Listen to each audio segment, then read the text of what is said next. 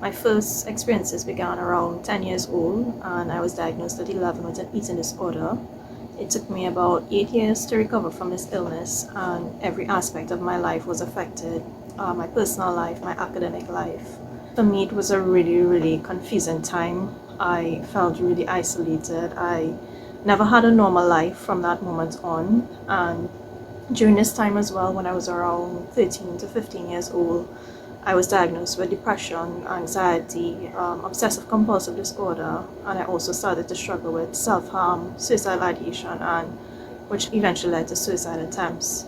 And when I first started to struggle with depression, I just stopped talking altogether. I wouldn't talk, I wouldn't look at anyone, I would completely self-isolate. It was a really, really dark time for me. And eventually I did get treatment, and I did get medication, and it did help.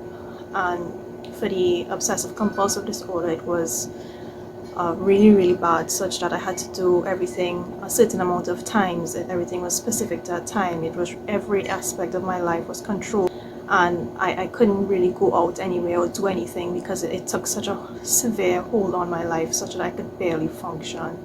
Fortunately, I was able to get over most of the aspects, those severe aspects of it, but to this day it's still a struggle when I need to have like certain things a certain way.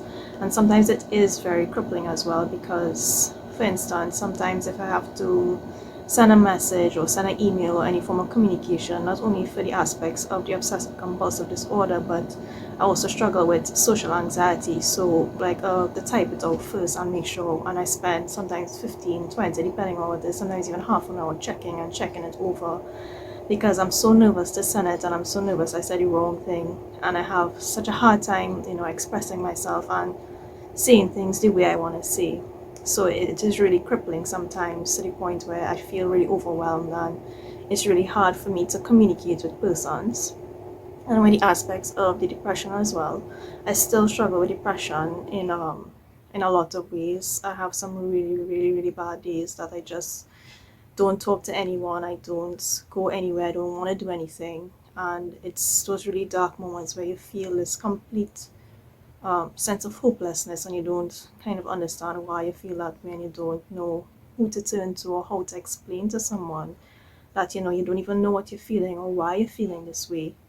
And it's a really a hard time to kind of just fight this battle, because for persons struggling with, like myself, who struggle with like depression, anxiety, and all these different things that are normal for persons are difficult. So every aspect of your life that should come naturally is a challenge, and I spend most of my days just fighting so hard just to be here, just to this battle that I don't quite understand in my mind, about all these thoughts, these things I don't understand, why I feel this way, why I think about these things I don't want to think about, things I don't want to remember. And every day is just a fight, just to make it out there, to get up and do normal things. And I can never find the words to ever explain to someone what it truly feels like. Or just like the worst pain you've ever had to feel in your life, or the worst experience you've ever had, having that pain multiplied infinite times, and that extreme level of pain where you feel nothing but this pain, and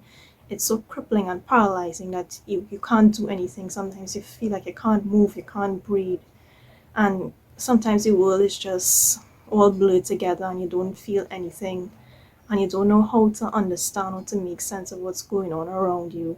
And it's really difficult to get persons who don't quite understand, and everyone is so quick to judge and make assumptions about you and the way you are, for them to really truly see you for something other than what they think you are. And the hardest part about it all is that there's so much stigma and so much judgment that I myself spent almost all my life making sure that no one could ever know what I was going through. So much so that it almost cost me my life so many times. For the first time, I feel this sense of ability to share my voice and my experience, knowing that I don't have to be ashamed of what I went through and what I am going through, because it doesn't make me or anyone any less of a person. And it's okay to have a struggle with a mental health condition. It's okay to struggle from time to time. And the hard part is the stigma that hinders so many people from reaching out to help. and it does so much damage to persons rather than persons being more open-minded, rather than judging others, because it's so much more than that.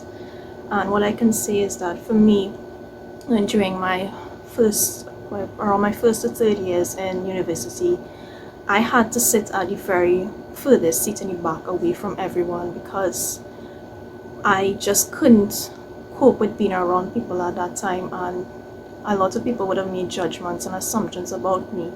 And the reality is that why I had to do that is because I also struggle with post-traumatic stress disorder.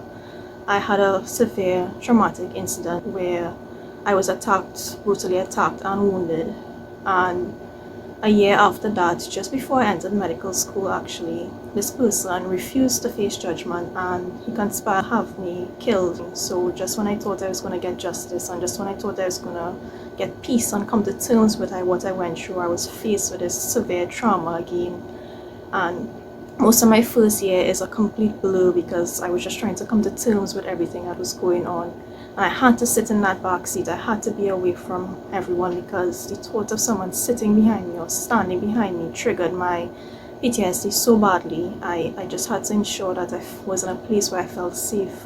And with the pandemic and the current state of emergency, it's even more isolating and the feelings even more debilitating.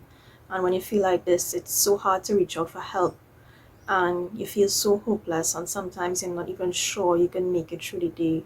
And for even myself having struggled with these feelings, what I have to do is I have to actually safeguard myself and make sure I don't go anywhere or I'm not around anything which could potentially be a harm to myself, because it's not just a conscious act of not wanting to be here or doing something to harm yourself, but it comes from this moment where you're so overwhelmed and you're in so much pain, so much pain. I couldn't begin to quantify it or put it into words. And you feel so hopeless. It's this sense of irrational thought of just wanting the pain to end. And for anyone who has ever experienced this, it's not something you can quite get persons to understand unless they themselves have been there, sorry. And the thing about it is to try and be more understanding and supportive to those persons, because it's not a choice. It's not about being selfish. It's not about wanting attention. It comes from a deep place of pain and hopelessness and feeling overwhelmed and so much more. And the best thing you can do is to reach out to that person and let them know that you're there and you care for them. And for anyone out there who is experiencing this at the moment, I just want you to know that you're not alone. And I've been there and I know what it feels like. And I may not know who you are, but I do care about you and you can make it, and there is hope and there is a light at the end of the tunnel. And just to hold on, because it's worth it. It's worth it. And I am grateful for the experiences that I've had and for the persons I've met and for the incredible moments I've had since all my attempts on being here. And I'm so grateful for everything, even as difficult and as much pain as it may be sometimes. Sometimes when I think back about all the things I've been through, it's so surreal. I never believed that I would ever have to go through all these things. It's so many lifetimes of experiences packed into such a short space of time. But I know that all that I am and have and can be is not to my credit, but by the power and glory of God, because I would have never made it through those things without Him. And I know even the times I felt so alone, that He has always been with me. And in the end, it's not what happens to us that defines who we are, it's what we decide to do with those experiences. And you never know the lives you'll be able to touch, to change, to inspire, and how many things that your adversities will allow you to do to help others like yourself who are struggling in so many different ways, who don't see an end to their pain, an end to their suffering, that we can help them to know that there is an end and there is hope and that you can make it through it. And I hope that by me sharing this little piece of my story inspires you and reminds you of your own strength and all that you have overcome and that all that you will. And I hope that by me revealing my truth helps you to realize your own and that you're not alone